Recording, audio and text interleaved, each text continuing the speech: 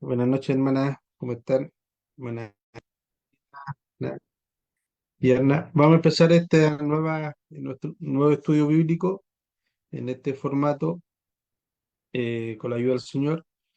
Así que le voy a pedir a la hermana Yasna Pereira, que nos lleve en una oración, por favor, de inicio. Amén. Oramos. Amén. Padre, ante tu presencia a través de tu Hijo Jesús, te damos gracias por este día, Señor. Dios mío, te damos gracias, Señor, por este estudio, Señor, que vamos a tener. Señor, si tú dirigiendo todo, Dios mío, renueva nuestra fuerza y es que nuestra mente pueda estar atenta, Dios mío, a tu estudio, Señor, y aprender de tu palabra, Señor eterno. Te pedimos que tú, Dios mío, dirijas todo por Cristo Jesús. Amén.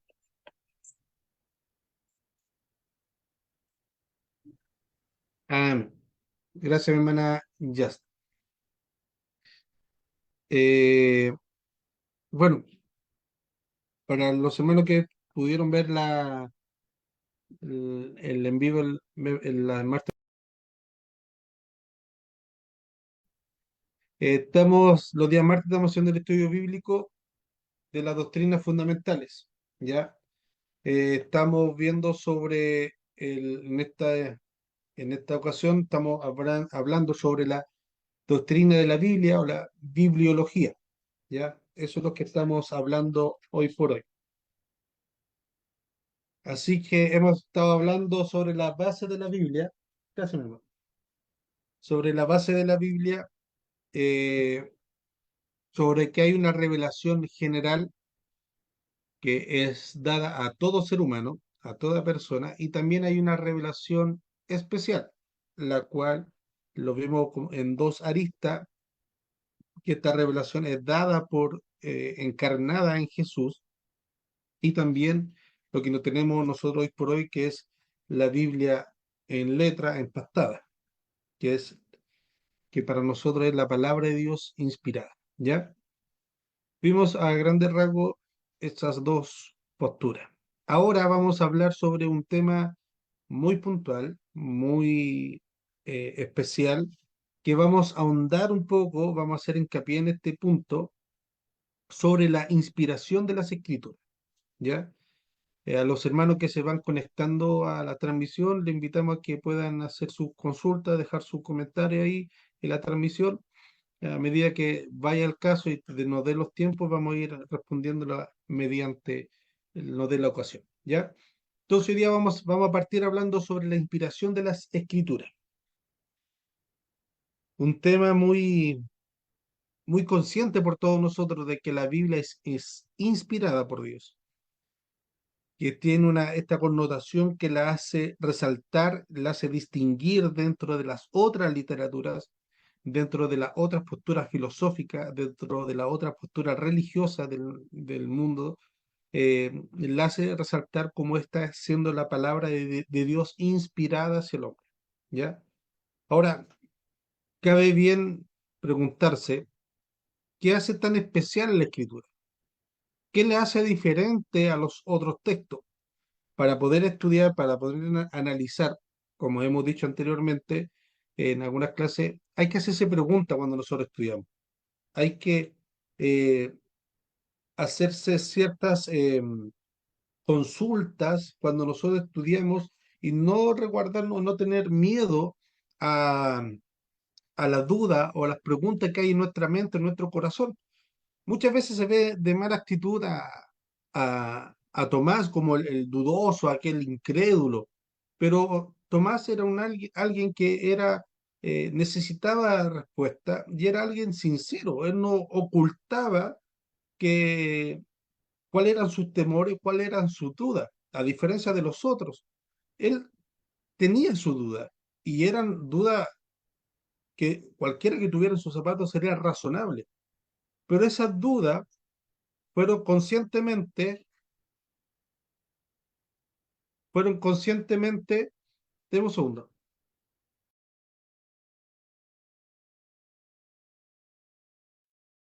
fueron esas dudas honestas y sinceras de Tomás, fueron contestadas de una manera muy amorosa y con pruebas totalmente indubitables para poder echar por tierra esas dudas de Tomás. ¿Cuál era su duda? Si yo no lo veo ni meto mis manos en sus heridas, yo no voy a creer. Jesús vino, le presentó la respuesta que él necesitaba y Tomás metió sus manos en el costado y sus dudas fueron despejadas.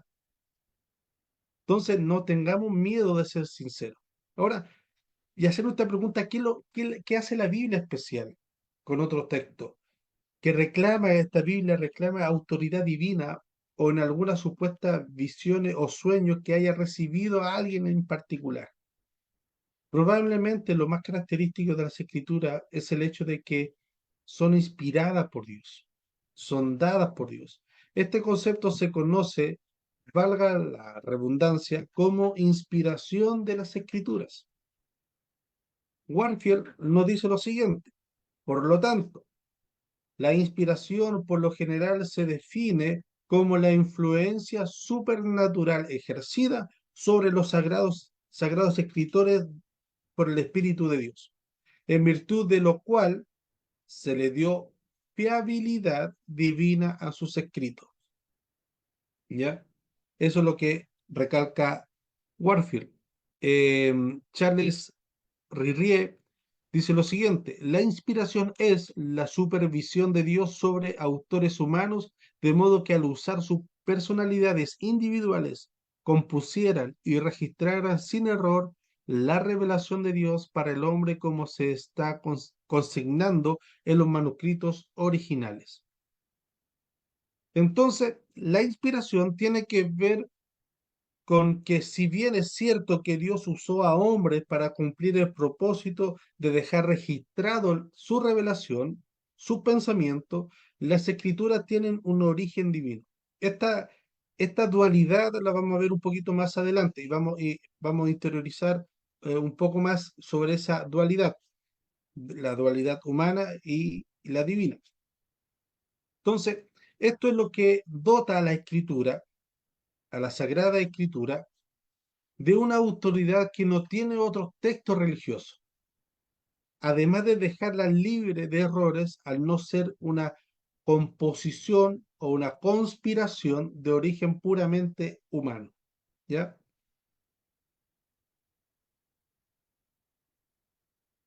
Entonces, esta doctrina tiene sustento bíblico en 2 de Timoteo 3:16. Este pasaje lo vamos a ocupar mucho porque es una de las bases fundamentales donde ataca directamente como no, es una evidencia interna de la propia Biblia que afirma esta postura. Según de Timoteo 3:16 dice, toda la escritura es inspirada por Dios. ¿Ya? Toda, las, toda la escritura es inspirada por Dios. Ahora, veamos un poquito la palabra inspiración. En el español usamos la palabra inspiración, sin embargo, el vocablo griego que se usó originalmente para inspirar es la palabra teunoptus, ¿ya? Esta palabra aparece solo una vez en toda la Biblia y es en este texto, segunda de Timoteo. Teunoptus hace referencia a la exhalación de Dios, es decir, que Dios en realidad expiró o sopló su palabra. Como ilustra Paul Enns, las escrituras tienen su origen en la respiración divina, ¿ya? Las escrituras tienen su origen en la respiración divina o la respiración de Dios. Ahora, pero tampoco debemos pensar que Dios simplemente sopló todo lo que los autores bíblicos tenían que decir y que ellos tomaran nota como un, como un dictado, como si fuera eso, simplemente un dictado que ellos rápidamente tenían que escribir todo eso. Esto no es así porque de lo contrario el Evangelio de Juan sería exactamente igual a las cartas de Pablo o a otro carta o a otro escrito, pero no es así. Nosotros incluso contamos a nuestras manos con 4 evangelios que nos hablan con sus propias palabras, sus propias vivencias, los que vieron, oyeron y testificaron de Cristo, o sea, 4 personas distintas contando su propio testimonio referente a este Cristo que se encarnó, que murió, se sacrificó y también resucitó. Como lo vimos anteriormente en el ciclo de historia anterior, mis hermanas, no sé si recordarán cuando hablamos sobre eh, la visión de estos 4 evangelios. Es como si 4 personas que están en distintas esquinas de una intersección, en las 4 esquinas, presencian el mismo accidente, pero como estas 4 personas están paradas, voy a levantar un poco la mano. Por ejemplo, hay un accidente en el cruce de este lado y 4 personas están paradas en los 4 puntos distintos de la esquina. Cada una ven el mismo accidente, pero cada una de distinto ángulo o visión. A alguna le llegaba el sol más frontal, el otra tenía poca visibilidad, pero todos contaban el relato de lo que ellos presenciaron. Eso no quiere decir que si hay una pequeña diferencia o variación, quiere decir que el accidente no ocurrió. No, simplemente que la visión, la óptica que ellos tuvieron al mismo hecho, al mismo accidente, es distinta, pero que el hecho, el accidente sí ocurrió. Los evangelios lo mismo, son escritos de hombres que escucharon, que vieron, que averiguaron el mismo acto y hecho y la misma historicidad. ¿Ya? Entonces, si fuesen netamente inspiradas, sopladas como un dictado, eh, los 4 evangelios tendrían que ser totalmente iguales, porque un dictado es eso, tiene que ser igual a lo que se dijo, o si no, reprueban. Y yo me saqué varias malas notas en cuanto a dictado por mi ortografía. Entonces, sé de eso. Dime, hermano.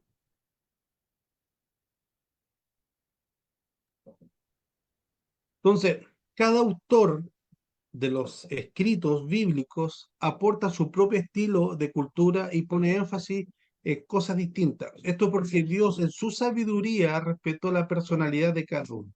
En este sentido, hay otra porción de la escritura que nos habla de la inspiración, la cual se encuentra en 2 de Pedro 1:21, que también lo vamos a ver un poco más profundo más adelante. Los santos hombres de Dios hablaron siendo inspirados por el Espíritu Santo. Si bien en castellano usamos la palabra inspirado en 2 de Timoteo y en 2 de Pedro, lo cierto es que originalmente son palabras distintas estas dos. En 2 de Pedro se usa la palabra griega fero, la cual dice relación con que Dios movió los distintos autores bíblicos a hacer y decir exactamente lo que él quería, ¿ya? Que dejaran registrado en la Biblia. Entonces, Dios es soberano y mediante su providencia, Él encamina todas las cosas para cumplir su propio fin, ¿ya? Entonces, con respecto a lo anterior, también conviene aclarar que la infalibilidad de la Biblia es propia de los manuscritos originales. Los textos que tenemos en nuestra biblioteca son traducciones de manuscritos, son traducciones de manuscritos más antiguos,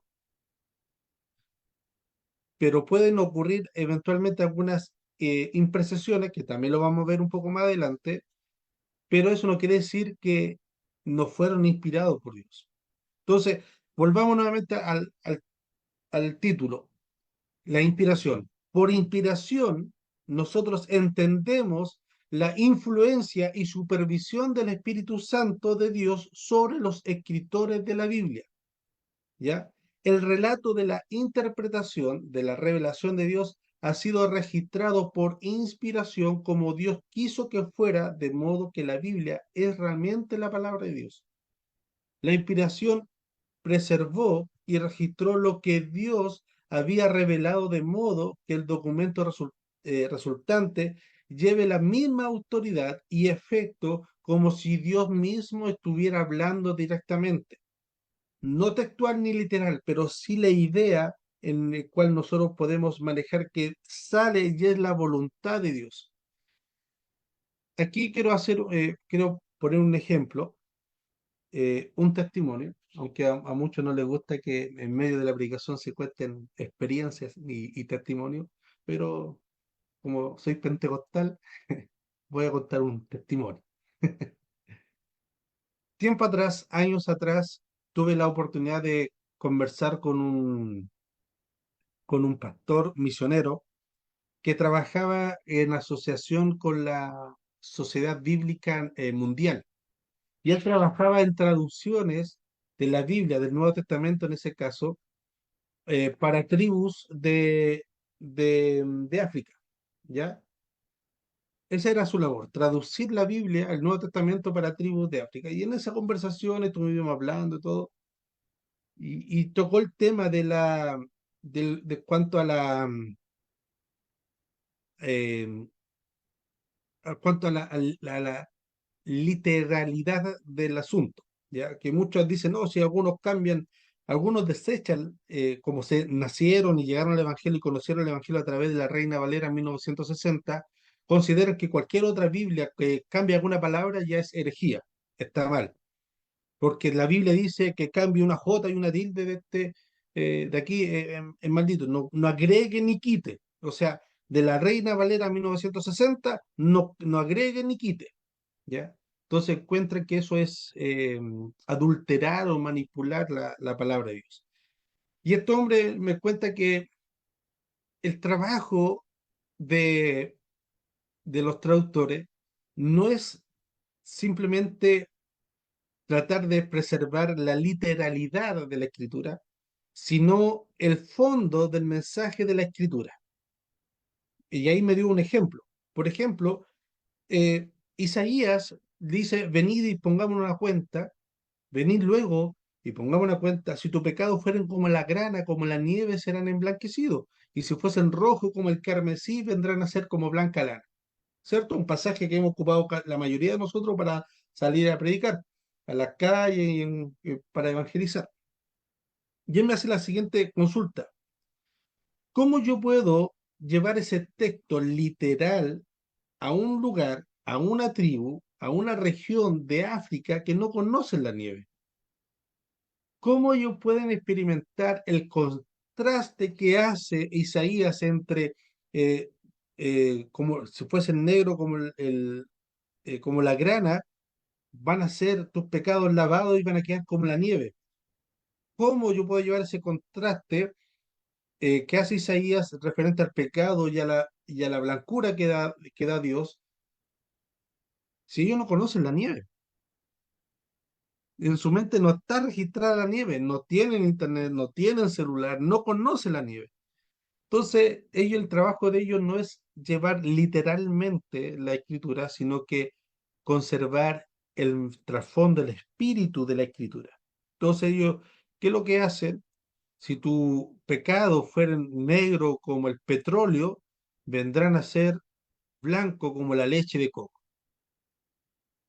Hacen eso símil. También me daba otro ejemplo que me decía, lo americano, para el lado occidente, es común el pan.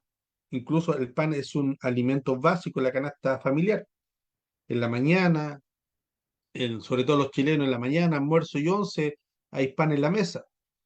Entonces, para nosotros es fácil asimilar cuando Jesús dice, yo soy el pan de vida, porque es algo cotidiano, algo necesario en nuestra alimentación. No sé si tan necesario para nuestra nutrición, pero para nuestra alimentación es necesario, ¿ya?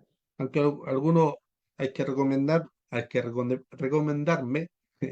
dejar un poco del lado el pan, ¿ya? Pero nosotros no nos dificulta esa analogía que hace la Escritura de Cristo y el pan para nosotros, que es un consumo diario. Pero para aquellas tribus que no conocen el pan, ¿cómo asimilan o cómo hacen para dar a entender que Jesús es algo necesario, que es algo que tiene que comer necesariamente cada persona? Entonces no ponen Jesús es el pan diario, sino que lo asimilan a algo dentro de su cultura que consumen cotidianamente y que está al alcance de todos. que no solamente es para ocasiones especiales cuando van a fin de mes del pago, hoy día se come carne y durante el resto del mes no se come carne, sino que lo asimilan a eso. Entonces, la inspiración de Dios es preservar el registro de Dios, pero no literalmente como un robot registrando el dictado, sino el espíritu que Dios quiere transmitir. ¿Ya? ¿Se entiende hasta ahí, mis hermanas, sobre la inspiración de la Biblia? Sí, Ya. Ahora, veamos algunas afirmaciones internas de la Biblia que nos afirman esto. Hay muchos pasajes, como ya lo que hemos mencionado, segunda de Pedro y segunda de Timoteo. También tenemos a Juan 10, 34, 35, donde dice, cuando Jesús le responde, no está escrito en vuestra ley, yo dije, dioses sois, si llamo dioses aquellos, aquellos a quienes vino la palabra de Dios y la escritura no puede ser quebrantada. Ahí Jesús está citando, y que encontramos muchos pasajes, este uno, una muestra, un botón de muestra, donde Jesús hace este cruce con el Antiguo Testamento. A los caminantes de Maús, ¿cuántas veces no le dijo a los fariseos, no habéis oído, no habéis leído? Y haciendo referencia. Entonces, ese mismo testimonio de Jesús, si nosotros creemos que Jesús existió y Jesús hace esta afirmación del Antiguo Testamento, nosotros no nos queda otra que eh, afirmar y creer que el Antiguo Testamento es palabra de Dios y es real, no es algo inventado, porque si Jesús lo cita, ¿quién somos nosotros para negarlo? ¿Ya? También en Hebreo podemos leer, en Hebreos capítulo 1, versículo 1 al 3. Dios, habiendo hablado muchas veces y de muchas maneras en otro tiempo a los padres por los profetas, en estos postreros días Dios ha hablado por el Hijo, a quien constituyó heredero de todo y por quien asimismo hizo el universo, el cual siendo el resplandor de su gloria y la imagen misma de su sustancia, y quien sustenta todas las cosas con la palabra de su poder, habiendo efectuado la purificación de nuestros pecados por medio de sí mismo, se sentó a la diestra de la majestad en las alturas. Entonces así, en el Nuevo Testamento, nosotros podemos ver que es Dios quien exhaló lo que los escritores sagrados llevaron a los escritos bíblicos que hoy tenemos en nuestras manos. Ahora, debemos aquí hacer una aclaración que todavía no se puede encontrar o ocupar de mejor manera un término en español que haga hincapié en la fuente inicial divina antes que el ingenio o la creatividad humana, que una palabra que haga hincapié de que, claro, esto es palabra de Dios, pero escrita por hombre, pero hay que hacerle hincapié de que esto es autoría y la fuente directa es Dios, es algo divino. No tenemos una palabra precisa para eso, pero sí ya quedó estipulado y por toda la literatura teológica desde, desde hace 2000 años a la fecha, que la palabra correcta para esto es la palabra inspiración, el vocablo que acabamos de decir, que Dios es la fuente primaria de las escrituras. Ahora, alguien ha dicho aquí que según de Timoteo capítulo 3:16 no se refiere a toda la escritura, debido a que la frase también se podría traducir como toda escritura es inspirada y es útil, ¿ya? No que Timoteo o Pablo a Timoteo no le está diciendo que el canon, porque en ese momento el canon, la Biblia, no estaba compuesta, sino que Pablo le está diciendo a Timoteo que toda escritura, toda escritura es útil para corregir. O sea, ahí estamos hablando los escritores eh, filósofos de aquella época, ¿ya? Y aquí quiero citar a Howard, no literal, pero sí la idea, a Howard Marshall, que frente a esta disyuntiva o a esta apelación que hacen algunos, que dice que tal idea puede bien descartarse con toda confianza, pues de ningún autor del Nuevo Testamento habría concebido siquiera la posibilidad de que algún libro fuera clasificado como escritura y sin embargo no fuera inspirado por Dios en aquella época. Entonces, algunos tal vez estén en desacuerdo con tal aseveración y prefieran sostener una inspiración limitada a las partes que solamente se trata de la salvación, ¿ya? No, que solamente cuando se habla de salvación, eso es inspirado, todo lo demás es historia, todo lo demás no es inspirado, ¿ya? Entonces, en ese caso no se podría decir con precisión cuál parte de la Biblia son inspiradas, pero la construcción gramatical que se expresa ahí en 2 Timoteo 3:16 exige al traductor lo siguiente, le exige a que traduzca como está escrito en la Reina Valera 1960, toda la escritura es inspirada por Dios, ¿ya? Entonces, la frase toda la escritura se refiere claramente a todos los pasajes de la escritura, el significado gramatical de la comprensión de la frase es así, toda la escritura es inspirada. Y eso está fuera de discusión hasta el día de hoy. Entonces, debemos reconocer, sin embargo, que según de Timoteo 3:16, se refiere primariamente a los escritos del Antiguo Testamento. Ahí ocupa la palabra grafe. En el Nuevo Testamento hay 50 ocasiones en que se ocupa la palabra grafe, así como se lee grafe, ¿ya? Que quiere decir escritura. Y todas ellas, cuando se ocupa más de las 50 veces, hacen referencia primariamente al Antiguo Testamento, ¿ya? Entonces, aún más, no es incorrecto afirmar que la construcción que se usa en el versículo 16 de 2 Timoteo tiene un significado más amplio, en el cual permite que se incluya también los escritos del Nuevo Testamento, ¿ya? Ciertamente, cuando Pablo le hace esta afirmación o esta recomendación a Timoteo, que toda la escritura es inspirada por Dios, se está refiriendo al Antiguo Testamento, ya que ellos no tenían aún en su poder el Nuevo Testamento, ni estaba en su mente o no había un colectivo o un proyecto en común de construir el Nuevo Testamento. Pero habiendo lo amplio, lo cual permite esta palabra, que se puede ahora, hoy por hoy, nosotros podamos incluir ese grafe, esa escritura que hace alusión eh, Pablo, también lo podamos incluir hoy por hoy al Nuevo Testamento. ¿Alguna consulta?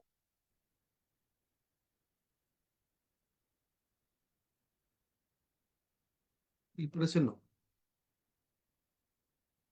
Ahora veamos el siguiente punto, la dinámica de la inspiración.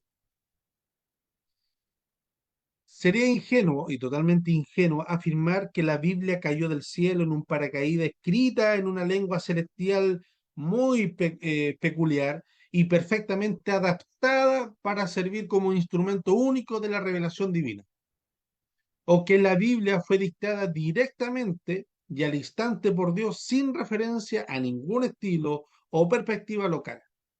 Por el contrario, debemos reconocer y debemos aquí explicar que hay una multiplicidad de factores históricos, contextuales, lingüísticos y culturales y una variedad de puntos de vista que se ha desarrollado a través de muchos años.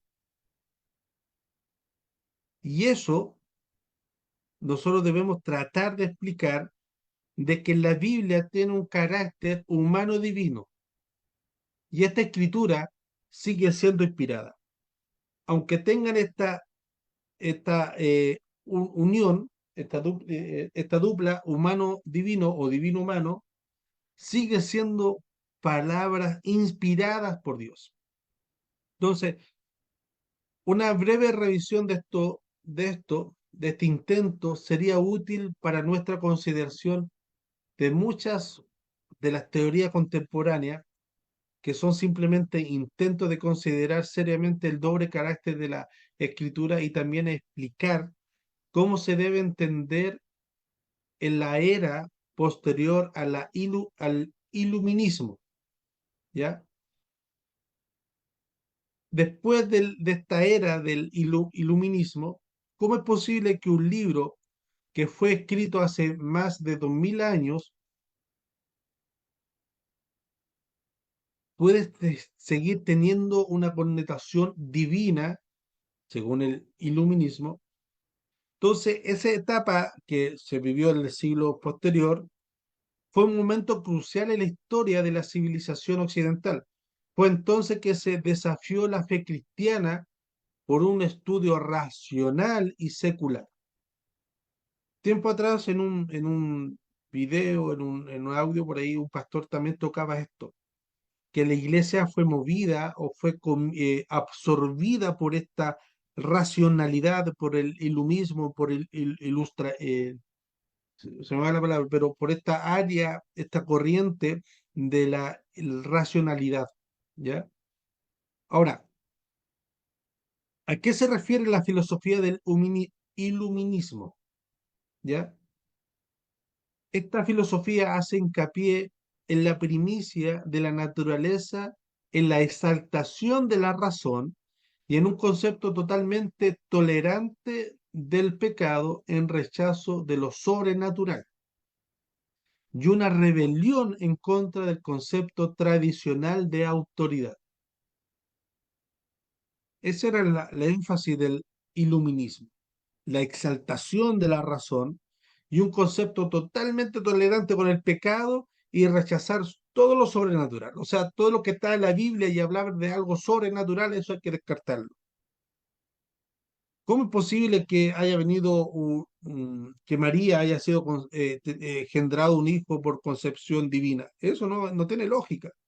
¿Cómo es posible que un hombre sacara a 2 millones de personas de un pueblo, de una ciudad que eran esclavos antes y lo condujera por el desierto por 40 años? Eso es imposible, eso es un hipérbole, no fueron 40 años. Por suerte puede haber sido 40 días, pero 40 años imposible, eso es una hipérbole. Y así sacar todo lo divino o todo lo sobrenatural de la Biblia, eso no está mal, eso no es racional. Y eso fue carcomiendo la mente y el estudio en aquella época. Entonces, esta filosofía sirvió de base para gran parte de la teología liberal, que dominó el pensamiento europeo durante el siglo XIX. Y ahora podemos ver las consecuencias de la teología liberal en Europa. Y también llegó al pensamiento norteamericano a principios del siglo XX, el cual tuvo un libro que el autor es Federico Schleiermacher, que habla sobre acerca de la religión, discurso para sus detractores culturales. Ese libro lo puede ver, está en inglés, sí. Habla de la base sobre este pensamiento del iluminismo. Entonces, ataque contemporáneo se encuentra al fundamento clásico de la inspiración y la autoridad de la escritura, puede trazarse a los ataques en contra de la Biblia que tuvieron lugares mucho antes que el iluminismo. Esto no ha sido como dijo un pastor, no hay herejía nueva, son todas herejías recicladas. Lo que nosotros hoy podemos ver como herejías, si echamos un estudio hacia el pasado, hacia los padres de la iglesia, de ahí en adelante, si vemos la patrística, podemos ver que esto ya la iglesia ya lo resolvió. El modalismo, el unicitarismo, ya lo debatieron los padres de la iglesia y ya se cerró y ya se llegó a conclusión y están las herramientas para poder debatir y confrontar esa herejía. No hay herejía nueva, son todas herejías recicladas, ¿ya? Y en cuanto a atacar a la inspiración de las escrituras y ver como la base que es la palabra de Dios y es inspirada por Dios, no es algo nuevo tampoco. Entonces, hemos visto hasta aquí, hemos hablado sobre la inspiración divina, sobre la inspiración de Dios a la palabra, pero también hemos dicho que esta inspiración, esta Biblia que nosotros tenemos, tiene esa dualidad de autoría, que es en el autor divino y tiene el autor humano. Vimos también esta dinámica dentro de la inspiración. Y ahora vamos a ver vamos a ir profundizando más sobre esta autoría divina y esta autoría humana dentro de la Biblia que encontramos. Que Pablo, Pedro, Juan, Lucas no fueron robots mecánicos que tomaron apunte de lo que Dios estaba dictando, sino que fueron agentes activos dentro de la obra de redención, el cual registraban todo esto. ¿Ya? ¿Me dan unos segundos, por favor?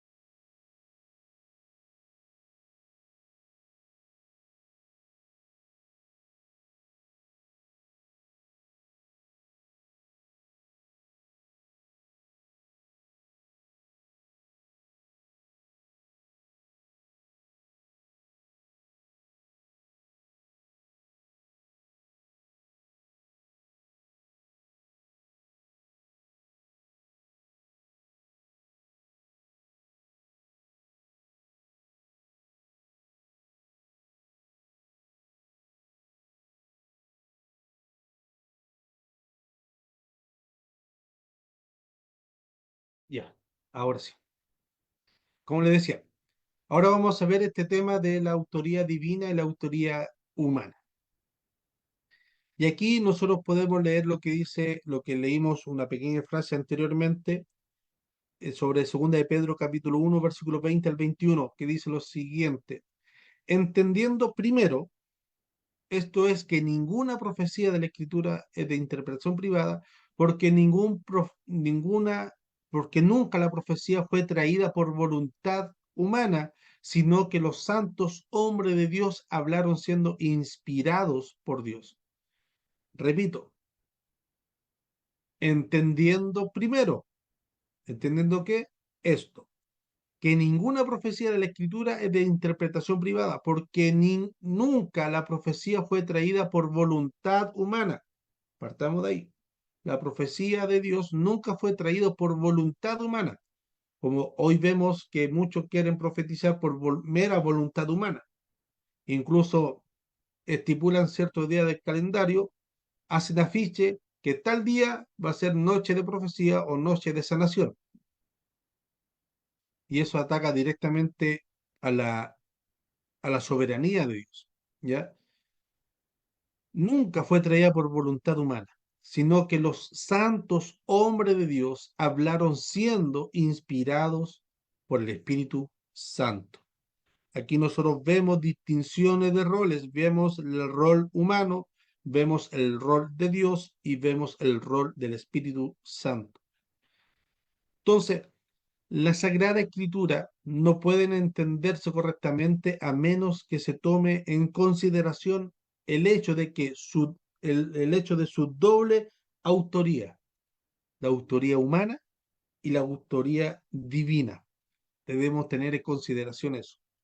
No es suficiente afirmar que la Biblia es un testigo humano de la revelación divina, por cuanto la Biblia es también el testigo de Dios con respecto de sí mismo. Una afirmación de que la Biblia es parte la palabra de Dios y en parte la palabra de seres humanos es inadecuada.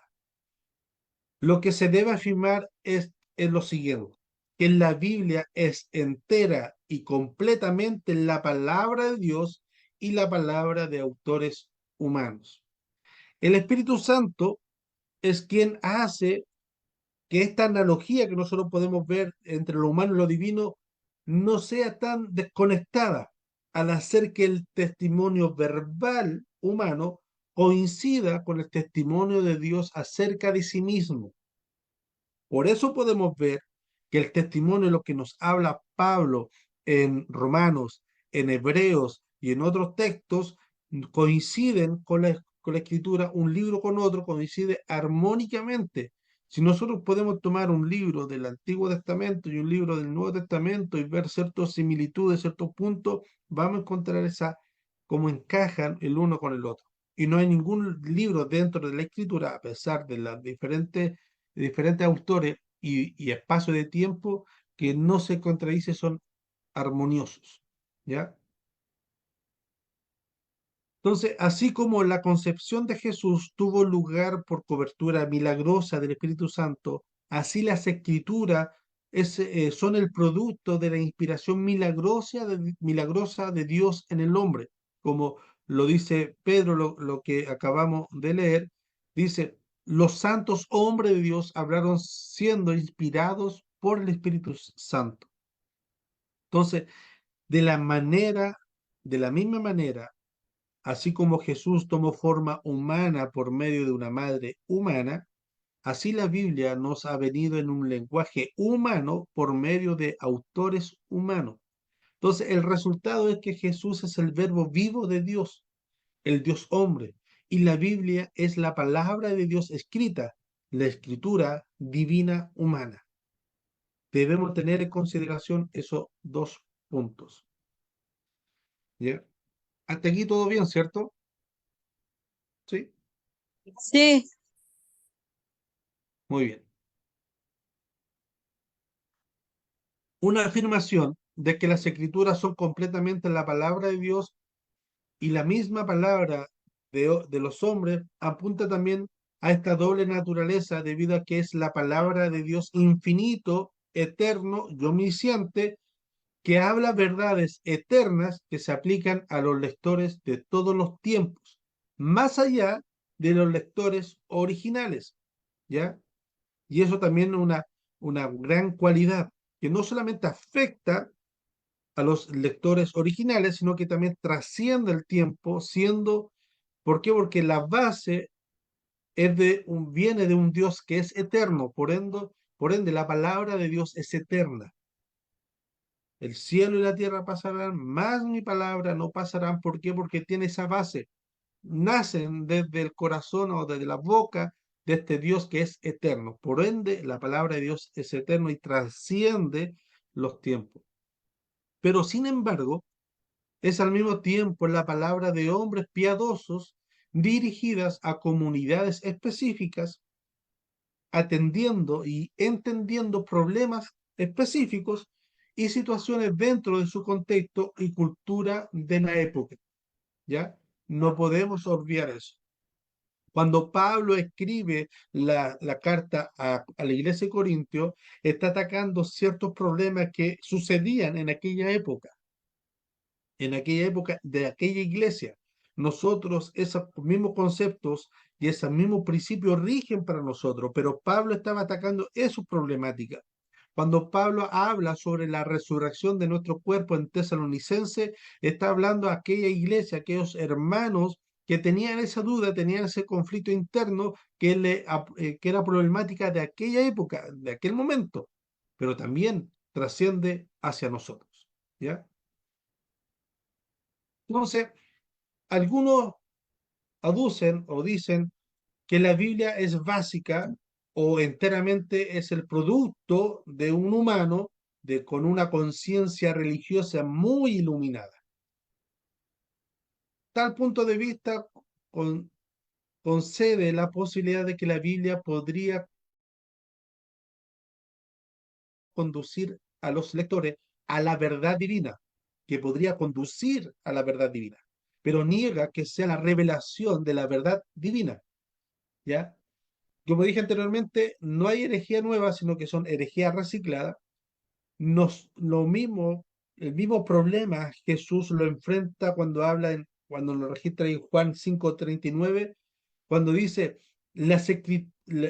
cuando dice, escudriñad las escrituras porque a vosotros os parece que en ellas tienen la vida eterna, pero ellas son las que dan testimonio de mí y no queréis venir a mí para que tengáis vida. Algunos dicen, no, las escrituras conducen hacia la vida eterna o conducen a la verdad divina, pero niegan que la misma escritura contengan la revelación de la verdad divina. Y Jesús Juan 5:39, más que dar un, un, un aliento a que escudriñen la escritura, los está retando, porque el enfoque de que ellos ocupan para escudriñar las escrituras es equivocado. Ellos escudriñan las escrituras pensando que en ellas van a encontrar la vida eterna. Pero el fin de la escritura es que dan testimonio de Cristo y Cristo es el que da la vida eterna. No es la escritura en sí misma, sino que es Cristo el que da la vida eterna. ¿Ya? Entonces, esta posición, al compararla con los puntos de vista heréticos de los primeros siglos con respecto a Cristo nosotros la podríamos clasificar como ebrionista, ¿ya? Clasificarla como ebrionista, o sea, una opinión que recalca la humanidad mientras que pierde de vista la deidad esencial.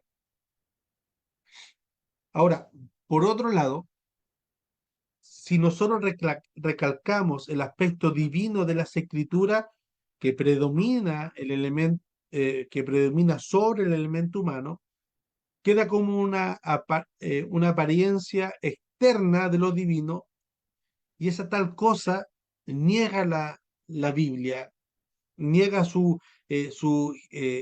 genuidad, su autenticidad humana, de que lo divino predomina por lo humano y que solamente eso es algo externo de lo divino. Entonces, de nuevo, en forma paralela, perdón, con las opiniones heréticas acerca de Cristo, este último punto de vista tiene tendencia hacia una perspectiva equilibrada de la escritura, pero ¿cómo se puede mantener tal equilibrio? ¿Cómo se puede afirmar que las escrituras son palabras inspiradas de Dios, siendo que son una colección de libros de autores humanos? ¿Cómo es posible que la Biblia pueda simultáneamente ser palabra de Dios y una composición humana? Y ahora vamos a ir de fondo. Autoridad humana de la Biblia. Entonces, hasta aquí todo bien, hermano, ¿cierto? Sí, Ya, perfecto.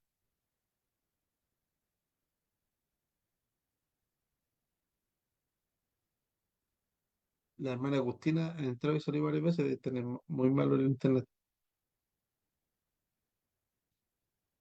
Eh, Bien, vamos a ver el tema de la autoridad humana divina. Entonces, tanto la actividad del Espíritu Santo como la actividad de sus circunstancias de los lectores, de los escritores humanos, deben tomarse seriamente. Los lectores bíblicos, perdón, los escritores bíblicos emplearon el recurso lingüístico que tenían a su disposición a fin de escribir para ciertas personas específicas con necesidades particulares y en tiempo y lugar particular. Eso lo debemos tener en claro, mis hermanos. Pablo, cuando hablaba a la iglesia de Corintio, a la iglesia de Roma o a la iglesia de Efesio, en su mente estaba sus hermanos de aquella iglesia. Cuando Juan escribe a su hermano Gallo, él en su mente tenía la imagen de su hermano Gallo. No tenía en su mente en el futuro a Yasna o a Isaac. El Espíritu Santo en sus atributos sí, pero Pablo humanamente no. Entonces, esto lo quiero hacer recalcar, porque muchas veces nosotros tomamos textos y pasajes bíblicos y lo traemos al presente como si fuesen hablados para nosotros, pensados para nosotros.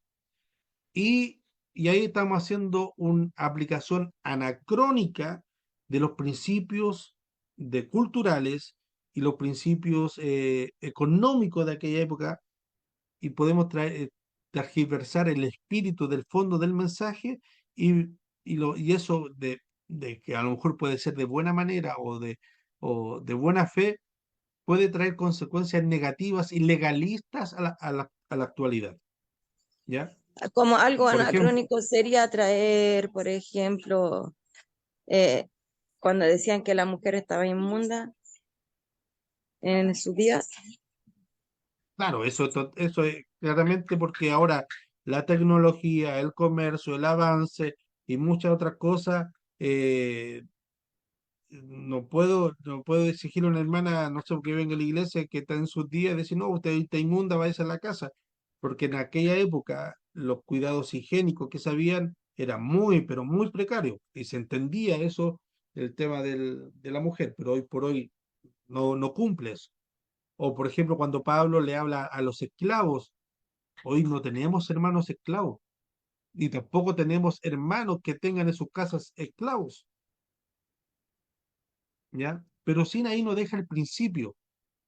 ¿El principio de qué? De hacer todo para la gloria de Dios. En esa época, sean hermanos esclavos o hermanos libres o hermanos que tengan esclavos en su casa, todo tenían que hacerlo para la gloria de Dios. Y hoy en la actualidad, todo, mi trabajo, mi estudio, mi casa, mi relación, mi comportamiento social, mi andar por la micro, mi comportamiento en la feria, tiene que ser todo para la gloria de Dios. Ahora, ¿cómo llevamos eso? Que todo sea para la gloria de Dios, ese otro material de otro estudio. Pero más o menos de eso, el ejemplo que daba usted, Manayarna, y también el caso de cuando Pablo le habla a los esclavos.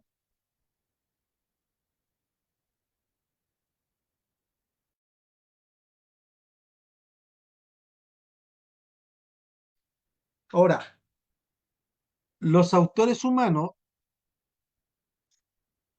Pablo, Pedro, Malaquías, Oseas y todos estos hombres escritores, no se aislaron de su cultura, ni se alejaron de su contexto socioeconómico, sociocultural y sociopolítico.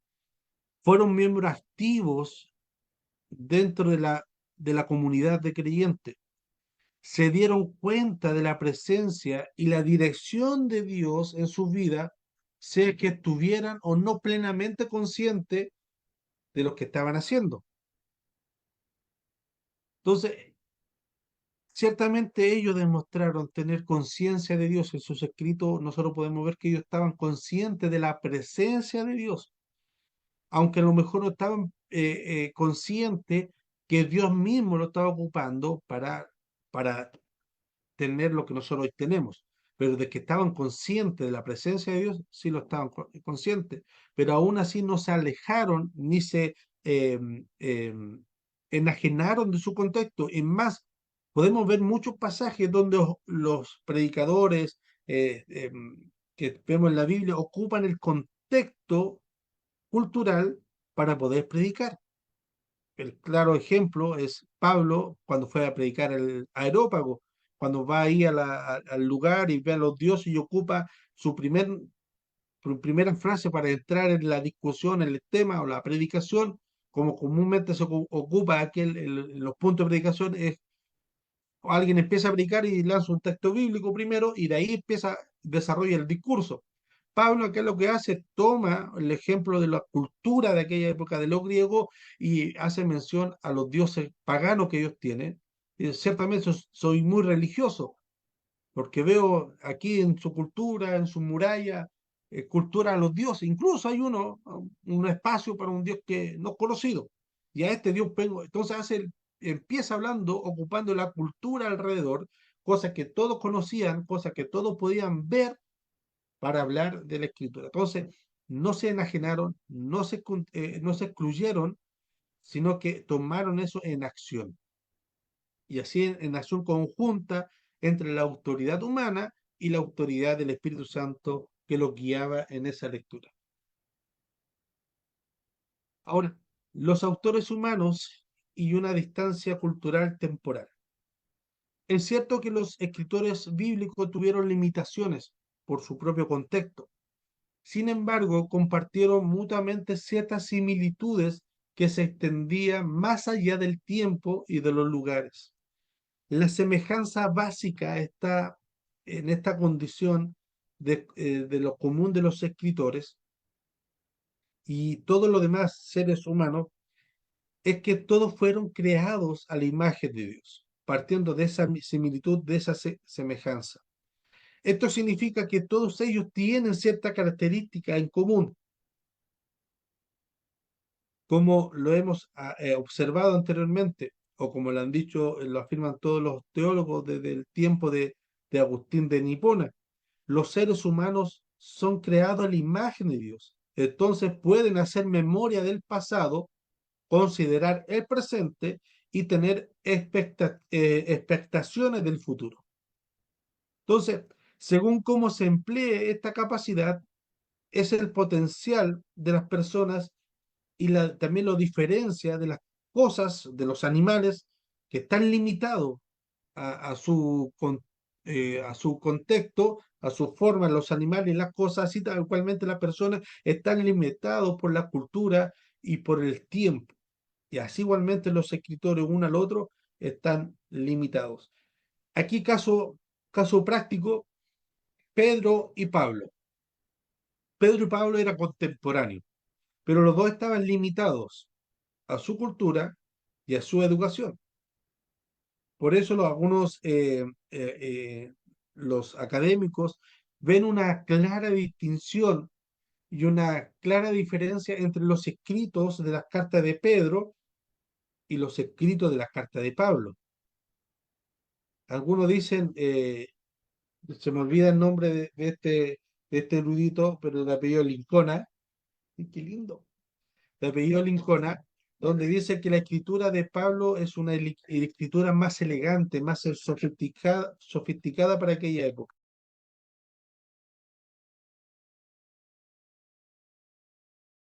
Más sofisticada para aquella época, por lo mismo, porque el Dios, la autenticidad de las escrituras no niega ni tapa para corregir ciertos errores que muchos escritos seculares sí hacen y ha caído en error. Por ejemplo, cuando se levantó el Evangelio según San Judas.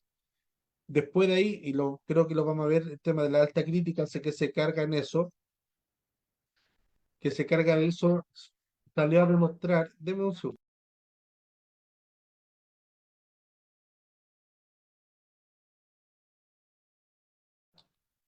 Salió a demostrar que la autenticidad del el origen y del tiempo, la data del Evangelio de San Judas no es tan genuina, porque hay una variación en la escritura, en el estilo de escritura, las palabras, estas palabras, conceptos de ideas o de palabras no se ocupaban del tiempo que se data el Evangelio según San Judas y así otros escritos más, ¿ya? Entonces, nosotros debemos considerar eso. Por ejemplo, Moisés y Pablo, entre otros autores, demostraron haber tenido influencia y experiencia de intercambio cultural con los escritores de su época. No tuvieron totalmente condicionado por su cultura o su conducta. Nosotros podemos observar eso, que con toda libertad ellos rechazaron ciertos conceptos de su cultura, pero también al mismo tiempo apoyaron otros conceptos. Nosotros podemos ver eso, que ellos rechazan conceptos de su cultura, pero también afirman otros, porque no estaban ajenos a eso. ¿Ya? Entonces, algunos piensan que la diferencia de tiempo y de cultura hace que la Biblia no tenga ningún valor para hoy. Pero sin embargo, basándonos en las características comunes señaladas, creemos que la revelación de Dios puede, y de hecho es así, comunicarse por medio de autores humanos, los cuales vivieron hace más de 2000 años en otra cultura, en otro énfasis. El escritor Clark Pinox recalca que debemos resistirnos a usar el principio de la relatividad cultural como un manto para evitar lo que las escrituras realmente quiere enseñar. Pero igualmente la palabra de Dios no se viene en un lenguaje, perdón, claro, no se viene en un lenguaje humano y hay en ella ciertos detalles, incidentes propios para su propósito de enseñanza. Sin embargo, en todo lo que la Biblia considera necesario enseñarnos, es verdad coherente y posee sabiduría de Dios.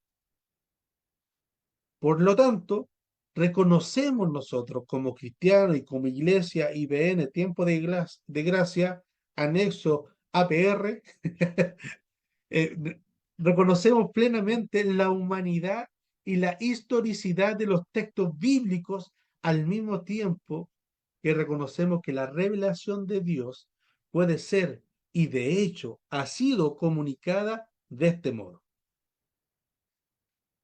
El hecho de que los autores bíblicos fueran hombres de fe afirma el concepto de inspiración conjunta, es decir, la manera como el Espíritu usó las actividades y circunstancias de los autores humanos para que se escriba las sagradas escrituras que hoy tenemos a nuestra disposición.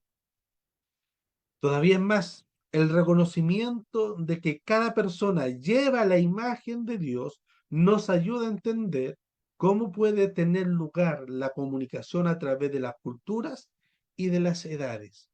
Eso nos ayuda a definir. Hasta aquí vamos bien, ¿cierto? Sí. Ya. Vamos a ver estos dos puntos y ya terminamos la clase de hoy, el estudio de hoy. Vamos a ver el énfasis en la salvación que hace la Escritura y también vamos a ver un poco sobre la crítica textual, ¿ya? La revelación especial es primeramente redentora. Eso no hay, eso lo tenemos que tener por zanjado, ¿ya? La revelación especial es primeramente redentora. La Biblia dice que las sagradas escrituras nos pueden hacer sabios para salvación. Eso lo ve en 2 Timoteo 3:15. No hacen sabios para salvación. Obviamente el mensaje de la salvación es el punto central de las escrituras. Pero nosotros cometeríamos un grueso error en decir que aquella cosa, como recalca solamente la salvación, aquella cosa que no recalca, hay error. No sé si se entendió ese punto. Como la Biblia recalca la salvación, por ende en toda aquella cosa que no recalca, hay error. ¿Ya? Por ejemplo, es una conclusión incorrecta decir que debido a que la Biblia recalca la salvación, se puede confiar en ella, en ese punto, en ese solo punto, pero siendo que no recalca la historia, puede haber error en detalles históricos. Eso es un error. Como dice, de vestir un santo para vestir otro. O sea, yo soy fuerte en esta área, por donde para fortalecer esa área, el otro franco, o sea, el otro lado lo tengo un poco más flaco, más débil. ¿Ya? ¿Se entiende ahí? Sí. Ya. Ahora vamos al punto, no es que él lo dice, sino que el pensamiento que hay.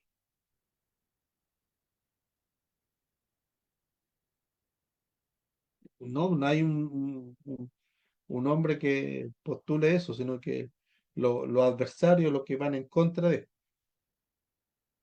¿Ya? Cuando dice, no, que bueno, y uno también para defender, oye, mira, aquí la Biblia dio un punto, no sé, po, de un punto geográfico, y aquí se equivocó. No, que la Biblia, lo principal de la Biblia es la salvación, de ahí todo lo demás, herético. Por ejemplo, el caso muy común que dice, no, mira, la Biblia se equivocó porque dice que el día Josué oró y el sol se detuvo, pero el sol nunca se estaba moviendo, por la que se mueve en la Tierra.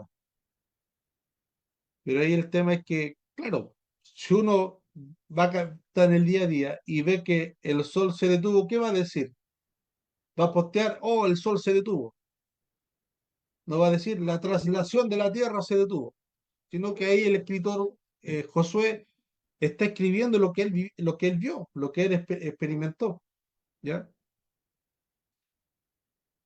Eh, crítica textual. La crítica textual es la ciencia que trata de determinar el texto bíblico más exacto mediante la comparación de textos históricos en existencia. ¿ya?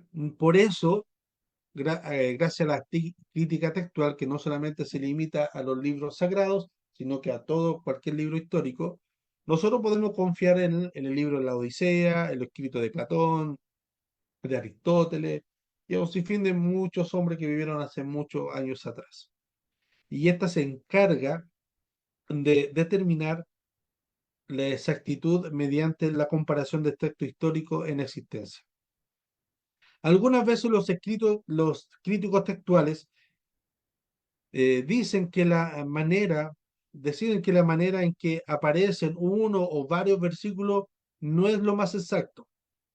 O sea que es dudoso que hayan sido parte de los manuscritos más antiguos. Por ejemplo, en la Biblia nosotros tenemos varios escritos o pasajes que son añadidos. Por ejemplo, Juan capítulo 7, versículo 53.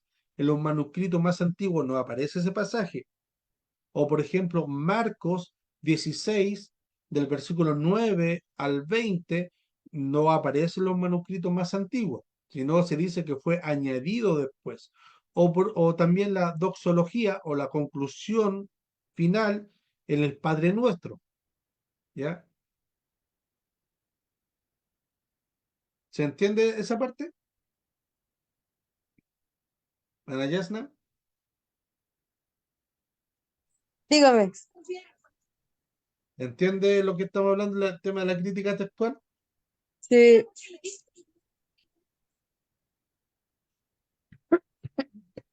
Eso dijo sí, sí, si no, no sé.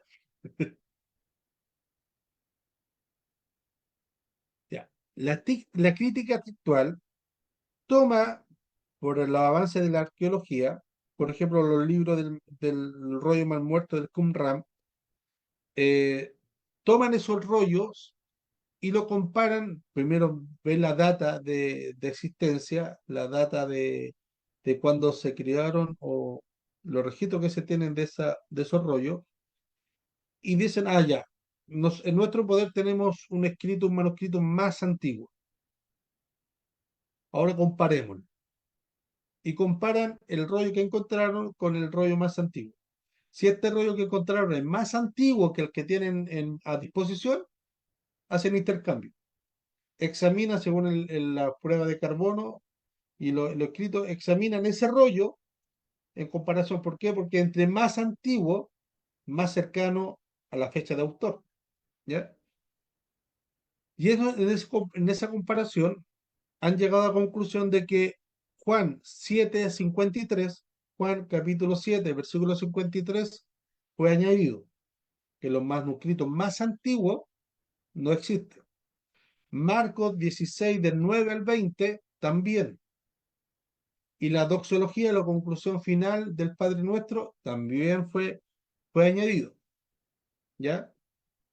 Por ejemplo, a ver si es el mismo, vamos a leer. Juan 7, ahí atrás tengo en la oficina tengo la Biblia textual. Esa no, se me fue a traer. Ya. Pero Juan 7:53,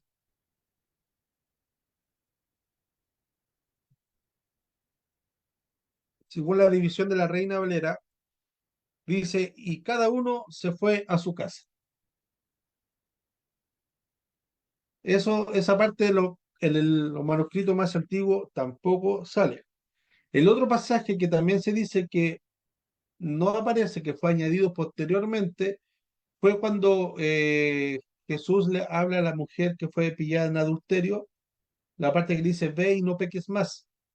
Dice que eso fue añadido, que no está en los manuscritos originales, ¿ya? Otra parte también que se habla que fue añadido fue cuando se habla que de Jesús fue a ver al paralítico en el estanque de Bethesda y dice que el ángel, bajaba un ángel y revolvía las aguas. Eso también fue añadido posteriormente. Ahora, ¿qué pasa con estos pasajes añadidos que los eruditos examinan un texto para ver si pertenece o no a la Biblia y luego deciden que no, no incluirlo en la Biblia, que decir que contienen errores.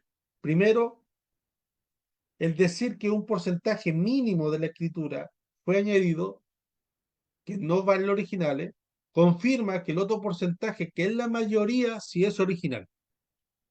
Entonces, en vez de fijarse en el 1% que fue un error de transcripción en los manuscritos más antiguos,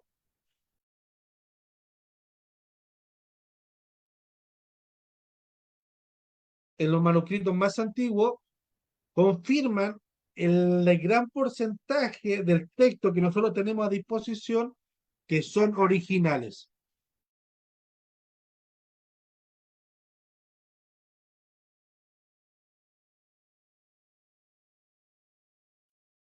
¿Ya?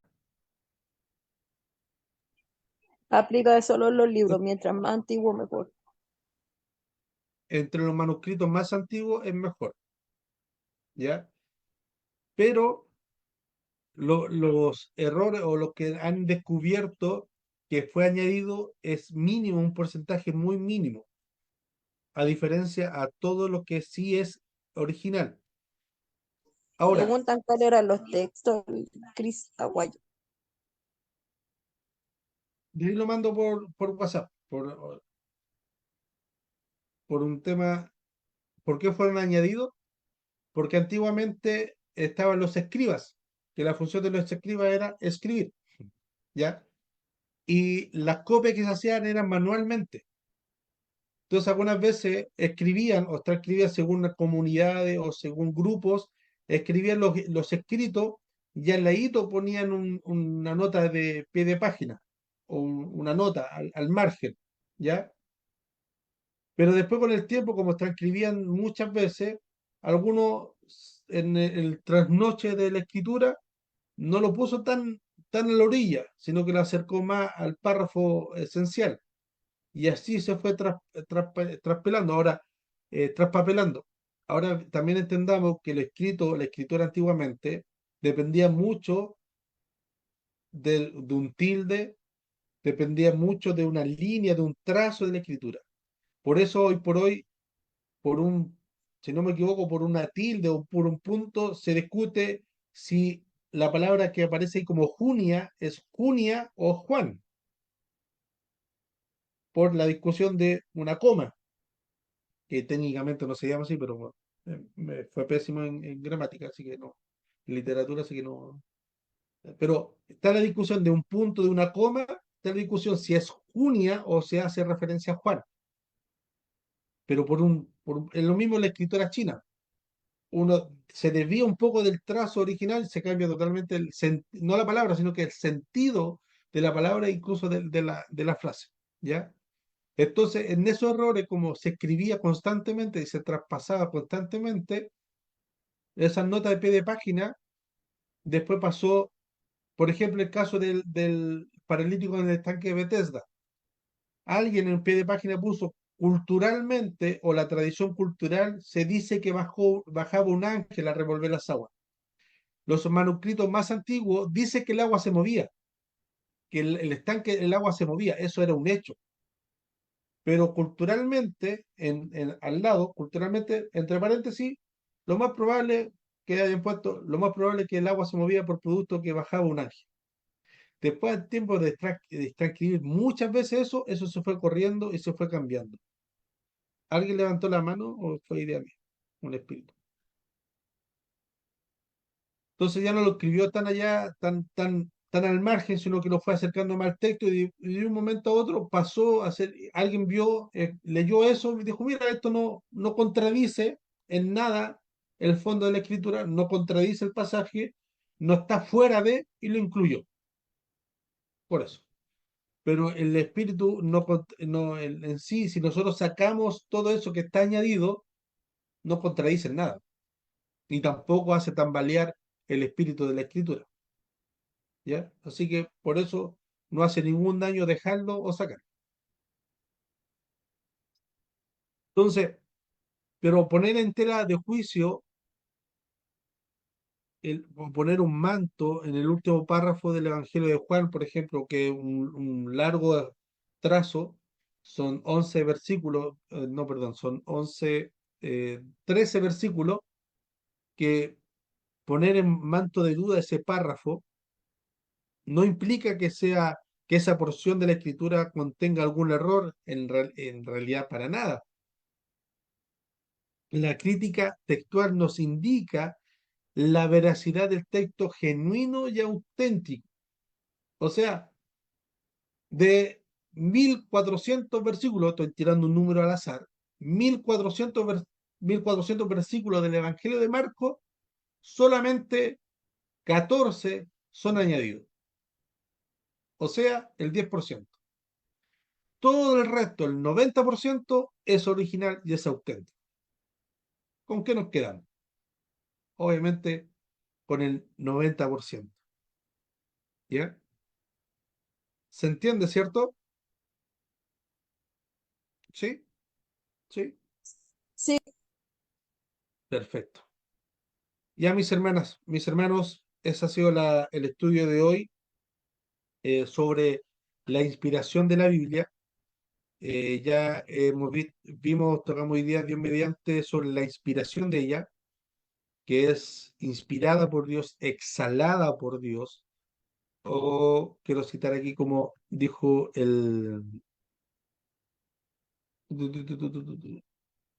Deme un segundo,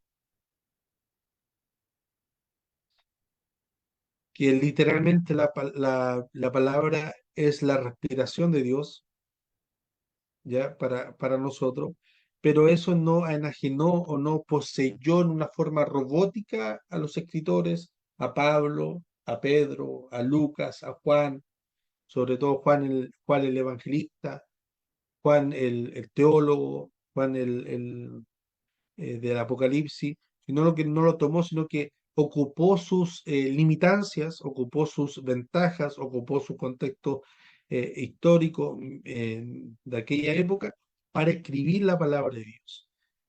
Y eso hace que también tenga una autoridad divina y una autoridad humana. Y esta autoridad humana no contradice a la autoridad divina, sino que todo lo contrario. Y también que la escritura hace el énfasis en la salvación, pero eso no quiere decir, al hacer el énfasis en la salvación, descuide otros puntos y decir que esos puntos no son el fuerte, ¿ya? En la Biblia ciertamente encontramos pasajes añadidos por el tema de la transcripción, el de los escribanos, pero eso no quita o no pone en tela de juicio si toda la Biblia es dudosa. No, sino que confirma que el mínimo porcentaje es añadido y el porcentaje mayor es original. Amén. Amén. amén. Bien, Dios mediante el próximo martes estaremos hablando sobre la inerrancia de las escrituras. ¿Ya? Así que por hoy damos término y lo vamos a hacer orando a nuestro Dios. Oremos al Señor. Eterno Padre Celestial, gracias te damos, mi Dios amado, por esta hora que usted nos permite, mi Dios amado, poder congregarnos por estos medios, Padre Celestial, para poder efectuar el estudio bíblico de hoy, mi Dios amado. Padre Celestial, gracias te damos, mi Dios amado, porque has ocupado en tu voluntad, en tu soberanía, a hombres, como dice tu palabra, a hombres sujetos a pasiones iguales que nosotros, pero tú lo ocupaste para beneficio de ti, para traer tu palabra hacia nosotros, esa palabra eterna, mi Dios amado, a pesar que fue escrita hace 2000 años, como sale desde tu corazón y tú eres eterno, esta palabra es eterna. Los cielos y la tierra pasarán, mas tu palabra no pasarán. Ayúdanos, mi Dios amado, como dice el salmista, Padre Celestial, que nosotros nos deleitemos en esta palabra, Padre Celestial, y meditemos en ella, y le tomamos el peso, mi Dios amado, como es una palabra tuya, mi Dios amado. Si lo obedecemos, te estamos obedeciendo a ti, y si desobedecemos, te estamos desobedeciendo a ti, mi Dios amado. Gracias, mi Señor, por ocupar a hombres iguales que nosotros, Padre Celestial, para traer tu mensaje, mi Dios amado. Ayúdanos cada día, bendice a nuestros hermanos, Padre Celestial, por amor y misericordia. Te lo rogamos y te lo imploramos a través de Jesús, nuestro único y suficiente Salvador. Amén. Amén. Muy buenas Amén. noches, mis hermanos. Que Dios les bendiga.